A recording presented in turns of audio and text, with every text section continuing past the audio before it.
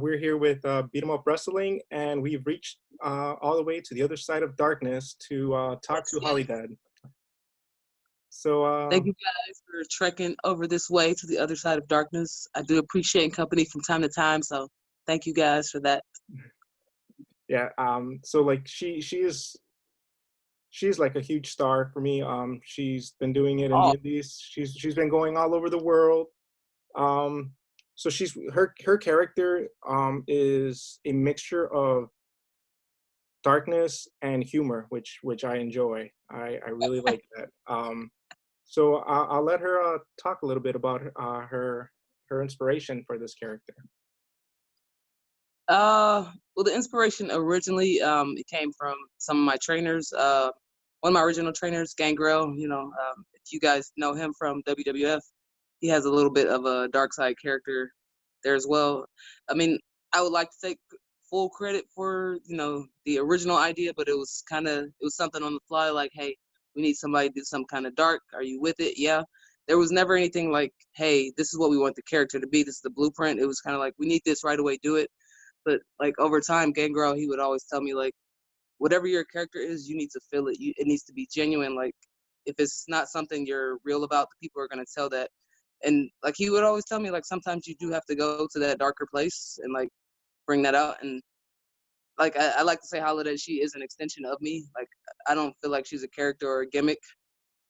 I mean, that might sound bad, if you think about it in full perspective, but like, it is another dark place of me like that I can't always go to as my normal self. And so like wrestling is kind of therapeutic because I get to let all that out and let her be her and release. Yeah, no, I get that. I get that escape. So, um, like I do art and I do comics, and everybody always tells me like your stories are always dark, and I'm like, yeah, but everything's not sunshine and rainbows. Sometimes we have to escape that darkness from within us because like you were saying, like this started off as an idea from your trainers, but it really became just you coming out. Like you shine through all this. Like they might Coming out, have. art imitates life. Yeah. It really So, does.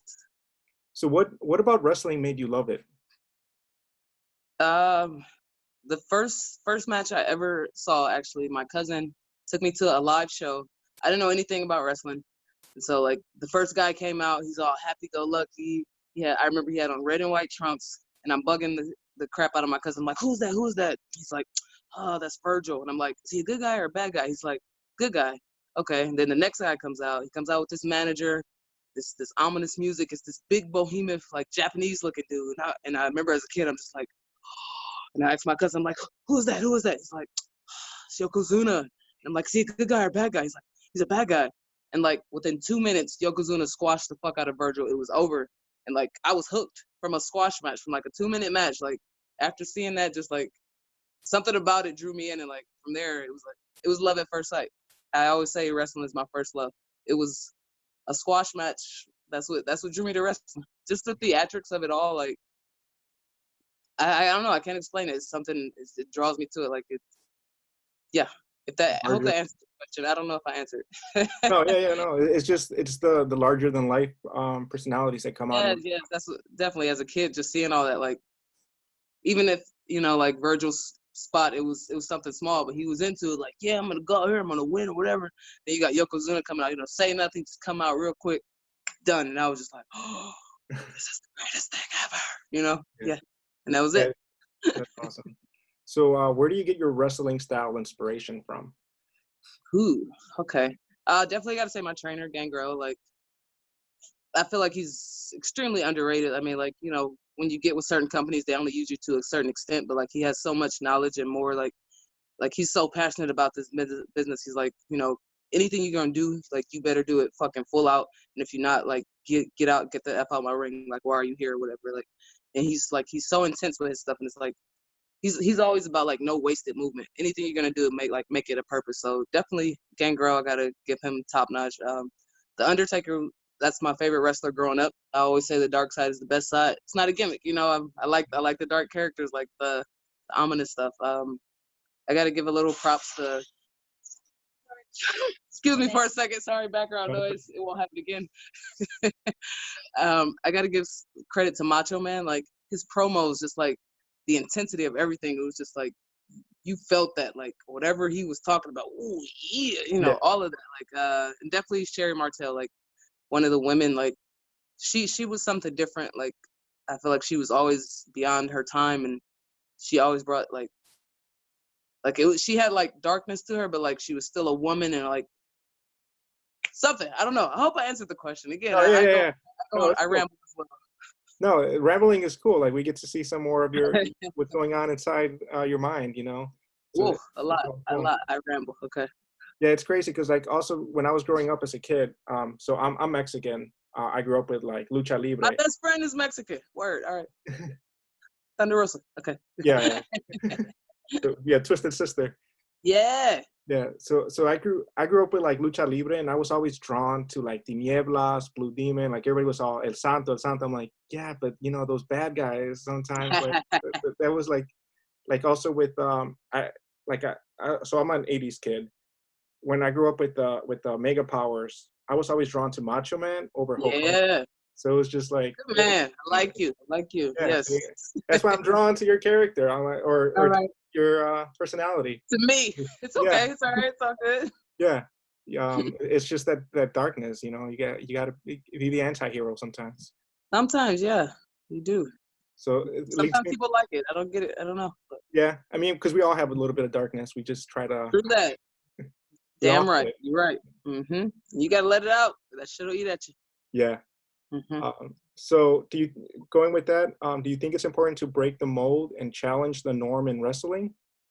Absolutely. I did a podcast with one of my friends. He's a wrestler, Shug D, and he was saying like how everything is not always apples and oranges. Like, sometimes you might be a pineapple, or you might be a banana. Like, there's a fruit bowl, but it's not just apples and oranges. It's so much more. But sometimes because the mainstream is what's mainstream, it's what's popular, so people know. So they only know the cookie cutter mold of what's given. They don't know that there's other stuff out there. And I think it's messed up because a lot of times if you don't fit that cookie cutter mold, like companies are like, I don't know what to do with you. I'm just used to A and B. I don't really mess with DC and the rest of the alphabet. So Yeah. it definitely is because like we all have so many different personalities and so much to show. And if people give that a chance, they could do like freaking magic with it. But everybody's not open minded. But we No. still gotta day by day try to break these molds, break these walls down.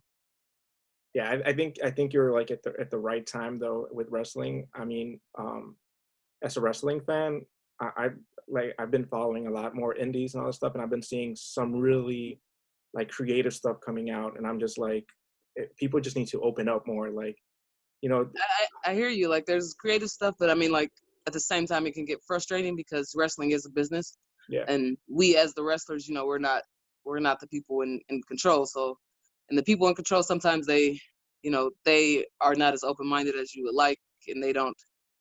They're just about A and B, black and white, and it takes a little while, and it can be frustrating for sure. yeah.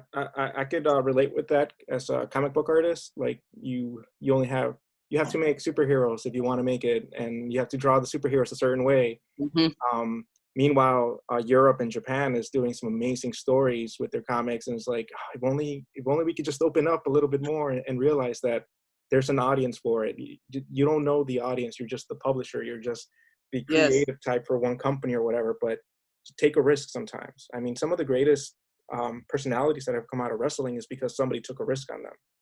absolutely, and that's crazy that you mentioned like Europe and Japan, like how they take risks. Like I was just talking to my best friend, like if I could get like a visa sponsorship or something like to go in Europe and stay, like I would, because I feel like when I do tours over there, I feel like it's a totally different vibe. Like they let me be me, like they want me to be me, like they like me for who I am. Like I feel like they kind of mess with me a little harder than I get uh appreciated in the States or whatever. And like I don't know, sometimes I feel like if I could go over there and stay permanently, like I would. I feel like it's more opportunities. I feel like they're more open to me than here in the States. Unfortunately. Yeah, it's unfortunate, but hopefully, some traction keeps happening because it'll be harder for me to actually catch you live in Europe. I mean, we'll see. We'll see where this journey Yeah. goes. I have no idea, but But like you said, it's a business, and you got to go what's going to pay the yep, bill. So that's right. Yes, sir. Yes, sir. hopefully, hopefully the American people start noticing and start appreciating the art of wrestling more. I mean, if not, if I got to keep going overseas, I will. Yeah. I love to travel anyways. Again, and like I don't really have like a what I people consider like a wrestling home or whatever. But like when I do go to Europe, I usually always do work for Pro Wrestling Eve, and like that's like even though I don't have a home, they're like a home away from home. Like when I'm there, I feel like that's my company. Those are my people. Like so, yeah. I That's don't know what the question was or where we're going, but yeah. that's awesome though. Yeah. No, it's cool. So what's your favorite match you've had? You gave me the question. I was like, oh, I can't just pick one. I know I'll it, give you I'll give you like a list of like my top favorite matches. I feel like I can't just do one. One of them was against tag team partner, best friend Thunder Rosa. It was a no disqualification birthday match, like because we're actually born 3 hours apart, same year and everything. So oh wow. yeah, That's we were awesome. meant to, we were meant to be in each other's lives. So we always argue about like whose birthday it is. So and that day happened to be like in the crack of our birthdays. So there was pinatas, birthday cakes, everything. It was great. Some other favorites. Working for Progress company in the United Kingdom against Tony Storm and against Lana Austin. I feel like it was just the best of both of us and those opponents in those matches, and we gave it like all that we had, and it was a good product that came out. And one more I'll add is against Sami Zayn against in Pro Wrestling Eve, another UK company. So some of my top favorite matches I've had. All right, cool. I'm gonna try to like link them so people can go see some of your. Yeah, link those. The first Um, one I mentioned is definitely on my YouTube channel. The Holidead versus Thunder Rosa, no DQ birthday match. That one's definitely on my YouTube. The yeah, other ones I think you might have to go to those particular companies' websites. yeah. Some of them are subscription. Some of them are Yeah. subscription locked. I got IWTV, and I've been watching some of your stuff there. So See, I don't even know where everything is yeah, it's scattered all over the place. There's so many like subscriptions you have to do. I'm like, oh man, like that's the bad at. thing. I But mean, if it's getting out to people and they're watching it, so yeah, yeah, definitely. There's a lot of your stuff out there. You just gotta some of them are locked behind paywalls. Others are out there free. of So course, it's about business. yep, Business. Gotta make that money. everybody got to pay bills. Yep. So who is a wrestler from the past you would have liked to have wrestled or been a part of a spot with? I say Bull Nakano. Like, I feel like she's definitely an iconic figure, not just in women's wrestling, but in general. Like, you know, big star in Japan, and then like made that crossover to come here in the States to make a name for herself. Like, uh, just freaking legendary.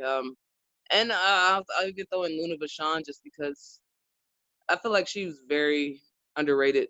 I feel like she was another one of those people that was like she fell into the cracks of a black and white system, and it was kind of those like we don't really know what to do with you kind of people. But I feel like she had so much more and like to give if they would have like let her off the leash kind of thing.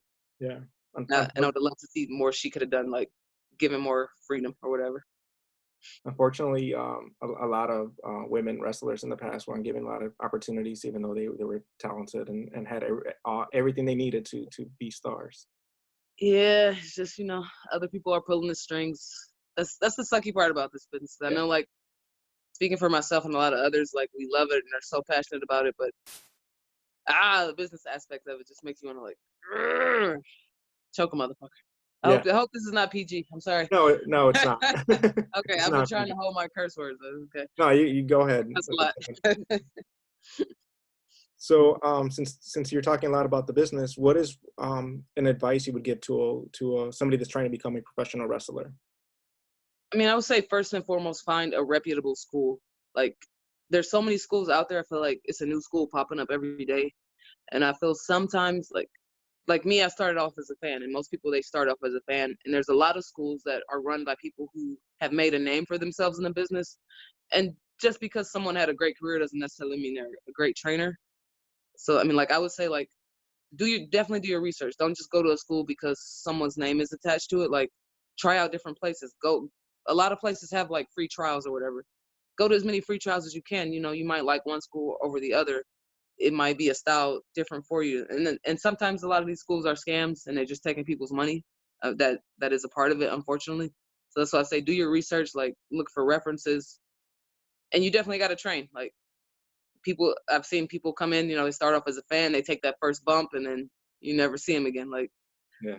you know, the wrestling ring is not a trampoline. You know, there's like a mat maybe like this thin that's under a shitload of plywood and stuff. So like if it's really something you got to ask yourself, is this really something you want to do? Like we sacrifice our body. Like you don't walk the same after wrestling. Like it's like my trainer Gangrel, he told me like every bump is the equivalent to your body going through a car accident. So if that is something you are down and you willing to like put your life out there for, then okay, I would just say first and foremost, find a good school. That's where you got to start with, and people that are going to look out for your best interest, because there are schools out there, unfortunately, that just want to keep people just to keep getting their money and like don't want to see them prosper and go anywhere else. That's a shitty part of our business, but unfortunately, you know, so you got to watch out for the scammers, find a good school, good place to train. That's where you start and get your foundation. Start from there. That's some good advice. And yeah, I think people don't realize a lot that you know, you as a professional wrestler, you're putting a lot of your body on the line to entertain people. And you know, like some of the spots that get the biggest reactions are spots that you guys are taking the biggest bumps on, and it's a dangerous business. Yeah, I mean, I think I took a dive and it didn't go the way I wanted. I think I landed like directly on the concrete. And it was like at the beginning of the match, it was like, all right, adrenaline kicked in, let's go, you know. But yeah, after the match it was a different story, but you know, it's a sacrifice, and like you have to ask yourself, like, is this really what I want to do? Do I love this enough to put my body on the line for it? If not, you know, it's not for everybody. Don't feel bad, you know, but it's just something you got to make sure you want to do and you're willing to sacrifice for. And it doesn't happen overnight. Like some people think they're gonna come into training, I'm gonna get signed right away. It's like people work for 10, 20 years, like and I mean, and also like know what your goals are, what you want. Like you can have a career in wrestling, and when I say career, I mean like make a living off of this without being signed to a major mainstream company. I mean, you know, before COVID, I call myself a professional wrestler. Like I worked literally off that, paid my bills off that, everything. And some people think, oh, if you know, I hate the stigma that the indies get sometimes, like with fans who are only from the mainstream. They're like, oh, you're just the indie wrestler. Like some of your favorite indie wrestlers, they're in the mainstream now, but and some of the people you don't know in the indies, like they're doing pretty damn well for themselves, like making a living, just doing what they love, just on a different platform. Yeah, that's one thing I do hate too when I talk to other fans, that they make it seem like, oh, like they make it seem like indies are like the minor leagues, Hmm. and it's like in baseball, eventually you're going to be called up to the majors. It's like, no, not really. Like some of I these mean, promotions that are considered indie are, they have history behind them too. It's just I don't know. Indie is just like it's independent. It's an independent, you know, like I'm an independent contractor pretty much. Like I work for various companies. That's it. But I'm a professional. I get paid for it. I pay my fucking bills with it, you know? So yeah. like, yeah, sometimes you just gotta stay off social media. It can be a downer. Yeah, social media. I don't, especially as a woman, I feel bad for females in social media because uh, as a guy, we could be creeps. There are some Absolutely. really, Like sometimes when I post matches, like I hate to go look at the comments because sometimes they have absolutely nothing to do with wrestling. It's just and you know if I have time some days I'll reply like, oh, thank you for watching the great wrestling in this match, you know, being sarcastic because their comment has nothing to do with wrestling. It's just like yeah. yeah. I think that's why, like, usually my wife does a lot of the stuff with me, but she's working. Hmm. Um, and that was one thing that we wanted to do. We were like, we gotta go out there and give a voice to the wrestlers and not just come at it as, you know, like fanatics. Like, I think there's a difference between being a fan and being a fanatic. And I think like Hmm. many people cross the line when you really like somebody to become a fanatic, where you're just like close to stalking them. Like, you know, you guys are people Absolutely. too. You don't owe anybody anything. This is just something you do because you love the business, not because you're looking for, I don't know what they're No, looking absolutely.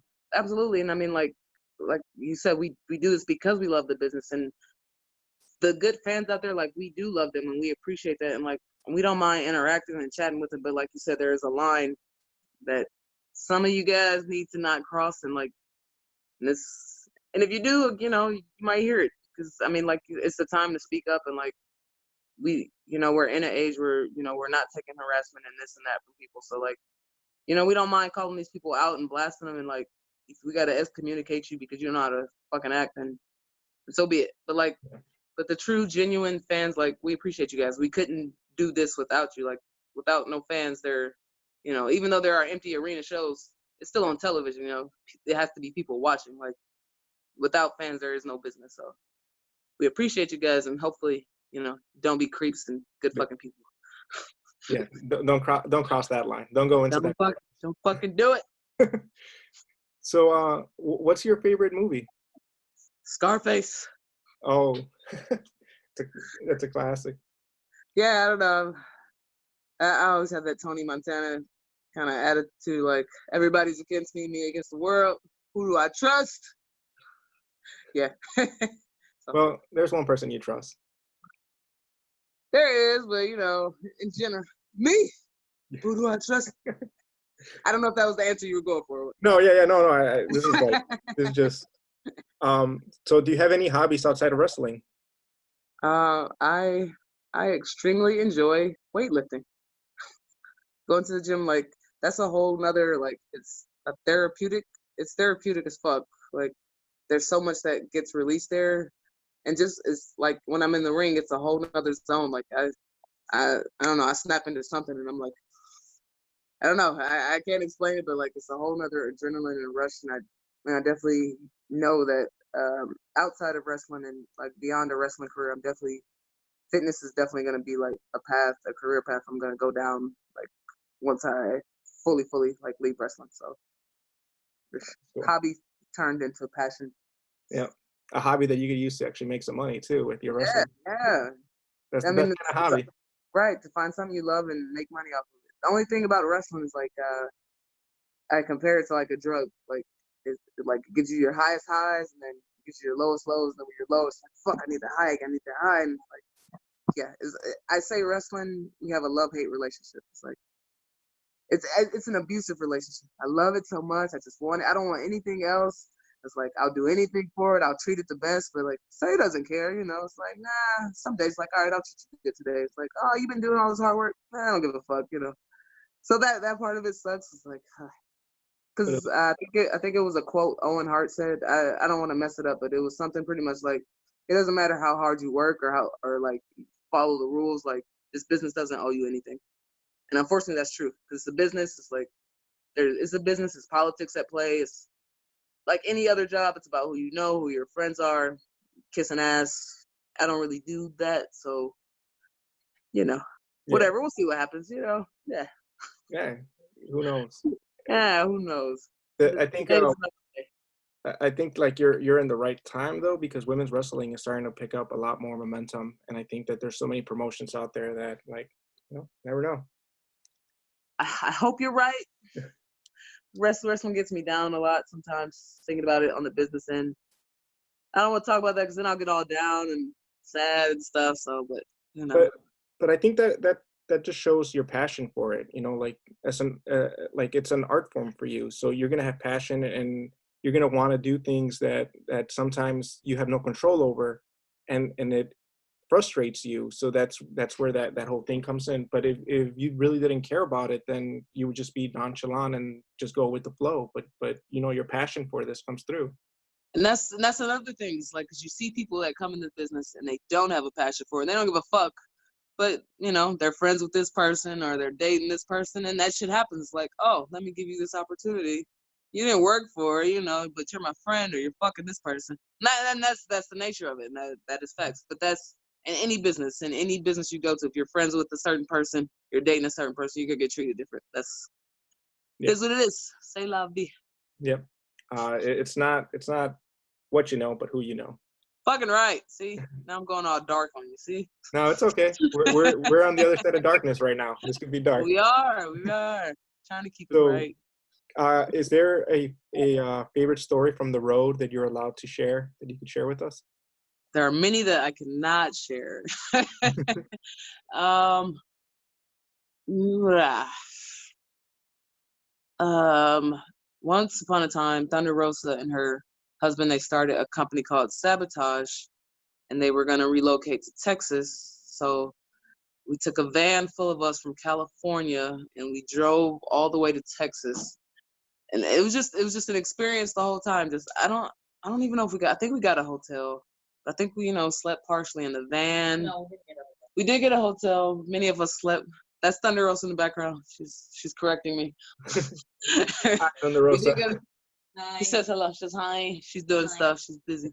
Um, yeah, no, it was crazy because we got there and then we had to set up for the show. We might have gotten into some fights along the way. There's people peeing on the side of the roads because you can't always stop. I think everybody got pulled over for driving, except like one person. See, like the good stories, I can't really tell you. So that sucks. Like, there's some good stories that I can't. Yeah, Yeah, I'm it's sorry. always like that. It's always like that. The better they Yeah, are, yeah. the harder it is to be able to tell. Once I retire, I might write a book. Yeah, maybe when I retire, I'll do like a road stories book. I have to Yeah, change some names and stuff for sure. yeah. To protect the innocent. Nobody's really innocent. Just protect. I don't know who's gonna be. People might be in politics. I can't Protect the wallet. Don't get protect the screwed. wallet. See, I like you. I like the way you think. Yeah, yeah. So what is something you would want people to know about you?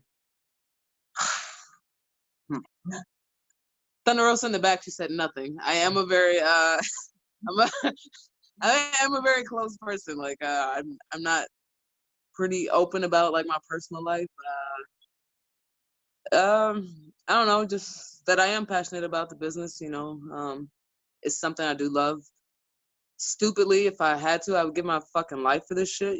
Like that's how I feel about it, and that's why like it hurts me to talk about it because I know in my heart like the business will never love me the way I love it. So yeah, getting emotional. I don't know. I'm passionate about it. I love this shit. I would do anything for this. Like this is all I want. Like, but I know the nature of the business, and it won't. It's an abusive relationship. It won't love me the way I need to be loved. So. Yeah. But I love it, and I'll give you guys as long as I'm wrestling, I'll give you guys fucking everything when I'm in the ring when I come through that curtain. Just know that I'm giving you guys every fucking thing I got, and I hope you guys appreciate not only myself but any performer that comes out there what we do and put our bodies on the line for you guys. Yeah. Awesome. That was awesome. Yeah. Cool. Sometimes the best loves are bittersweet because Oh, you give this is more not a than what bitter you get. fucking love. This is a bitter fucking love. Whew. Yeah. But so one thing we ask from the interviews is for you to say your name and say I love wrestling because that's like a little tagline. If you're okay with that, So I can't say I fucking love wrestling or nothing, right? you could No, say okay, it. I won't. My name is Holidead, and I love wrestling. Thank you so much. No problem. What are some links you would want to share? Your story links. My YouTube page, it is just Google Holidead, the name HOLIDEAD. That is also my fan page on Facebook. You can follow me there on Twitter. Instagram is Holidead and Holidead, the word and the word I. I do have a website in the works. It's not up yet. But if anybody's interested in merchandise, you can email me at holideadwrestling@gmail.com. And I do believe I have a pro wrestling tee store also, so You do. check that out. Okay, there you go. I do. But I have my own website that I'm working on, so more exclusive, more content for you guys. But it's in the works, so be patient with me. All right. So we'll keep people updated for when that's ready. Thank you so much for your time.